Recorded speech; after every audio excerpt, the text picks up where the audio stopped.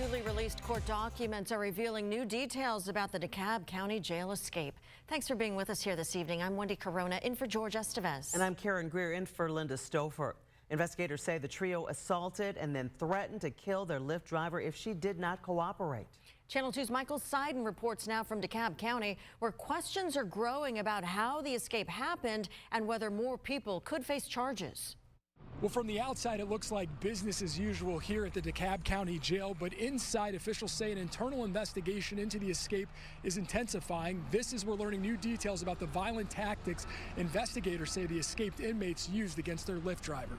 I made a vow and I stuck to it. I'm going to continue to stick to it. This will not be tolerated. Just days after authorities announced the capture of the 3 inmates who escaped from the DeKalb County Jail, newly released court documents are revealing disturbing new details about how the trio ended up in South Florida. According to the FBI, the violence began almost immediately after the suspects were picked up by a Lyft driver. Court records say the driver felt uneasy but continued driving to an undisclosed location where investigators allege one of the men wrapped a rope around her neck from behind as she struggled to survive. FBI agents say the inmates then tied the driver's hands and forced her into the back seat, ordering her to keep her head down and her eyes closed. Investigators say she was repeatedly warned not to struggle or she'd be shot. Once in Florida, court documents say the victim tried to escape.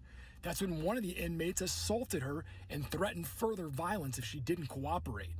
Investigators say the suspect stole the driver's credit cards, used them at several locations, and booked an Airbnb in Miramar, about 20 miles from Miami. Police say accused killer Stevenson Charles and arson suspect Nayod Yohannes later took off in the victim's car. License plate readers helped officers track them down. Authorities then returned to the Airbnb, where they found convicted murderer Yusuf Minor along with the victim. And tonight, all 3 inmates remain in Florida as they prepare to make their first appearance in federal court before they'll be extradited back here to Georgia. We've also reached out to Lyft, an Airbnb spokesman for both companies tell us they're cooperating with the investigation. We're in DeKalb County. I'm Michael Seiden, Channel 2 Action News.